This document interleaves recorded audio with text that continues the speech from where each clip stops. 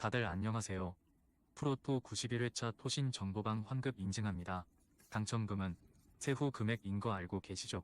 다들 아시겠지만 한 경기 취소되어 당첨금이 반토막 났지만 그래도 당첨 모두 축하드리며 오늘 경기도 분석 시작해보겠습니다. 금일 첫 번째 경기 브렌트포드 대 노팅엄 분석 시작해보겠습니다.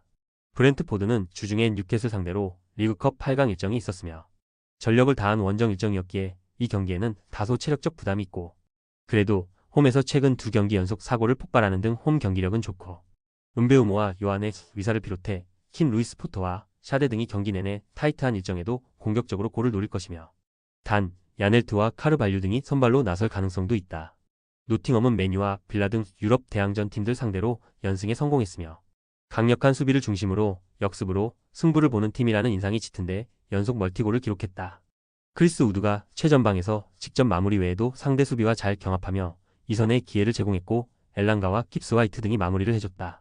접전을 본다.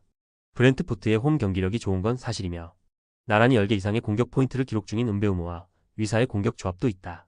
그러나 3일간 이 경기의 타이트한 일정 속에 수비가 좋은 노팅엄을 만나는 건 부담이며 예이츠와 도민게스 등 중앙 미드필더들이 중원에 라인을 내리며 홈팀의 공세에 대응할 노팅엄이 경기 주도권을 내주지 않고 승점 1점을 가져갈 것이다.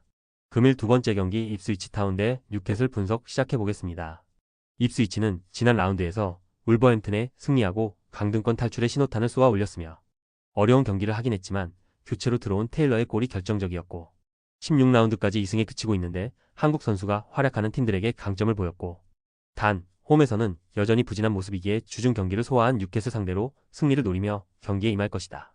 뉴캐슬은 지난 라운드에서 레스터를 잡고 무승을 끊어냈으며 웨스트햄에 패한 이후 리그 4경기에서 승점 2점 추가에 그치며 중위권으로 추락했는데 다시 위로 올라갈 준비를 마쳤다.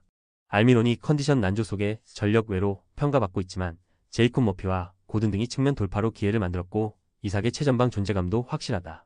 뉴캐슬의 승리를 본다. 타이트한 일정에 대한 부담은 있지만 롱스태프와 하비 반스 등 주전급 로테이션 자원이 즐비하기에 안정적으로 로테이션을 가동할 수 있다. 또 입스위치가 중앙 미드필더인 카유스테의 파트너 문제를 여전히 해결하지 못했기에 산드로 토날리와 윌록이 나설 뉴캐슬 중원 상대로 경기의 주도권을 잡기 어렵다. 뉴캐슬이 리그 연승에 성공할 것이다. 금일 세 번째 경기 웨스트햄 대 브라이턴 분석 시작해보겠습니다. 웨스트햄은 지난 라운드 원정 경기에서 본머스 상대로 승리를 가져가는 듯 했으며 모처럼 선발 라인업에 복귀해 풀타임을 소화한 파케타의 선제골로 경기가 끝나는 듯 했지만 위날에게 프리킥 원더골을 허용하고 말았고 그래도 최근 두 경기에서 승점 4점을 따내며 어느 정도 분위기를 끌어올렸고 보인과 쿠두스 외에도 부상에서 돌아온 필크루그가 힘을 내고 있고 수책의 중원 존재감도 확실하다. 브라이튼은 최근 4경기에서 승리를 챙기지 못하며 상위권과 격차가 벌어졌으며 워낙 화력에 강점이 있는 팀이기에 매 경기골은 나오고 있지만 시즌 초반 최고의 센터백이었던 얀 폴 헤케가 수비라인 지위에 고전하며 실점이 늘었다. 때문에 이번 원정 일정에서는 일단 승점을 따내는 안정적인 수비적 운영을 할 것이다. 접전을 본다. 웨스트햄이 가진 전력에 비해 성적을 내지 못하고 있는 건 사실이지만 제러드 보인과 필크루그, 쿠두스의 공격진은 언제든 상대 수비를 공략할 수 있다. 단 브라이튼이 발레바와 아야리 등 중앙 미드필더진을 수비 진영에 포진시키는 수비적 운영으로 90분 내내 임할 것이기에 승점 1점 획득에 만족해야 할 것이다. 금일 네 번째 경기 셀타비고 대 레알 소시에다드 분석 시작해보겠습니다. 셀타비고는 지난 라운드에서 패하며 순위를 끌어올리지 못했으며 세비야를 상대했는데 경기 분위기를 내준 건 아니었지만 골이 나오지 않았고 그래도 다소 기복 있는 원정과 달리 홈에서는 착실하게 승점을 따내는 이번 시즌이며 리그 선두인 바르샤 상대로 승점을 따냈고 5위 팀인 마요르카도 완파했고 여전히 정상급 스트라이커로 안정적인 마무리를 하는 아스파스가 있고 알바레스와 민게사의 측면 돌파도 위력적이다.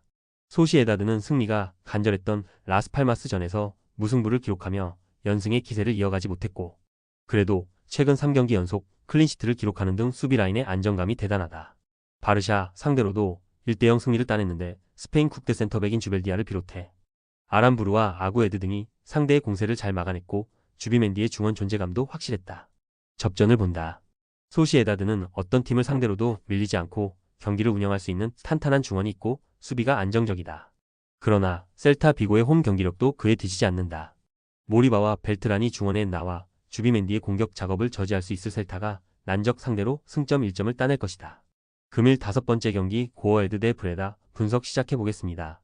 고어헤드는 지난 라운드 원정 경기에서 좋은 결과를 얻었으며 비록 승점 3점은 아니었지만 리안 사나의 퇴장으로 생긴 수적 열세를 극복하며 리그 2팀 상대로 원정 승점을 따냈고 또 주중 네덜란드 컵 대회에서는 승부차기까지 가는 접전 끝에 승리하고 다음 라운드로 진출했고 에드바르센 외에도 제이콥 브림이 최근 연속골을 터뜨리는 등 공격진에 큰 힘이 되고 있다.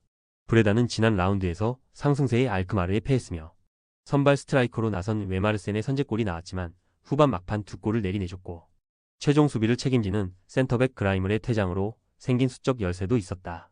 그래도 그 경기 이전 연승을 기록하는 등 이번 시즌 안정적으로 순위를 유지 중이다. 접전을 본다. 고어헤드가 홈에서 최근 2경기 8골로 연승하는 등 잘하고 있지만 주중 경기의 여파가 이어질 수 있다. 또 브레다가 원정에서도 발라드와 리만스 등의 수비 보호 아래 쉽게 무너지지 않는다는 점을 감안해야 한다. 두 팀이 90분 내내 밀고 밀리는 경기를 펼치며 승점을 나눠 가질 것이다. 최종 조합은 영상 아래 고정 댓글로 말 걸어주시면 토신 정보방에서 무료로 공유해드립니다. 제발 손해보면서 토토하지 말고 다같이 웃으면서 즐겁게 베팅합시다. 함께 하실 분들은 부담 갖지 마시고 편하게 말 걸어주세요.